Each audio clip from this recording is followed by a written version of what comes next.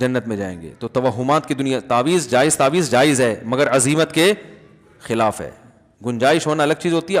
اعلیٰ درجے کا توکل یہ ہے کہ اپنے آپ کو, علامہ نووی رحمہ اللہ نے اس حدیث کی شرح میں لکھا ہے کہ جو جائز تعویذ ہے اس سے بھی بچائے انسان اپنے آپ. دعاؤں پہ فوکس کرے, دعا. جب کوئی کام بگڑ جائے تو اللہ سے دعا مانگے, بس.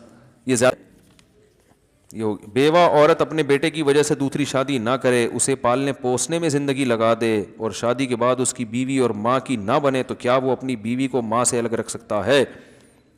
بیوہ عورت نے جو اپنے بیٹے کی وجہ سے شادی نہیں کی, یہ غلط کیا. اس بارے میں ایک حدیث پیش کی جاتی ہے ابو داؤد کی کہ جو عورت اپنے بچوں کی وجہ سے شادی نہیں کرے گی قیامت کے دن میرے ساتھ ہوگی. یہ حدیث صحیح نہیں ہے اور دوسری نصوص کے خلاف بھی ہے.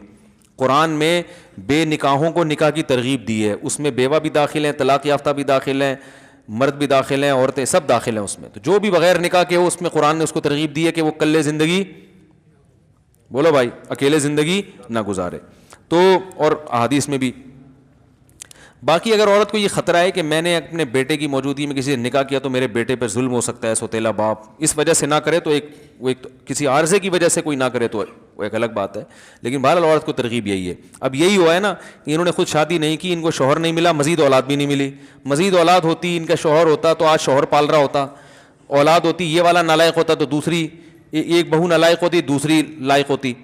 اتنے بچے پیدا کرو ہول سیل کے حساب سے کہ اسپیئر میں 2-4 بگڑنے کے لیے بھی رکھو. حقیقت بتا رہا ہوں, 1-2 ہی ہو, بگڑ گئے تو زندگی برباد ہو گئی نا. میرے پاس آتی ہیں بعض بوڑھی عورتیں, ایک ہی بیٹا ہے, بہو نے اس کو یرغمال بنایا ہوا ہے, وہ زندگی بیچاروں کی عذاب گزر رہی ہوتی ہے. میں ان کو یہ کہتا تو نہیں کہ یہ کہ آپ نسل روکنے کا عذاب ہے, کیونکہ اور بیچاری پریشان ہو جائیں گی.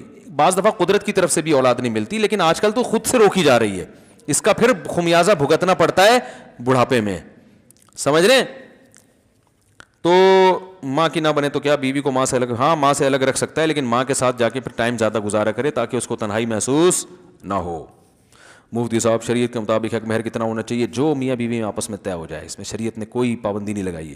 مفتی صاحب آپ جمعے کا خطبہ بہت اچھا دیتے ہیں, آپ سے گزارش ہے کہ میں خطبہ ریکارڈ کروا دیں. جی انشاءاللہ بھائی, نوٹ کر لو, جمعے کا خطبہ ریکارڈ کرنا ہے. مفتی صاحب آپ نے جو گزشتہ جمعہ میں جو شرک پر بیان کیا, اس بیان سے کئی لوگوں نے غیر اللہ کو پکارنا اور ان سے مانگنا چھوڑ دیا. یہ رپورٹ پیش کی, انہوں نے مسئلہ نہیں پوچھا ہے.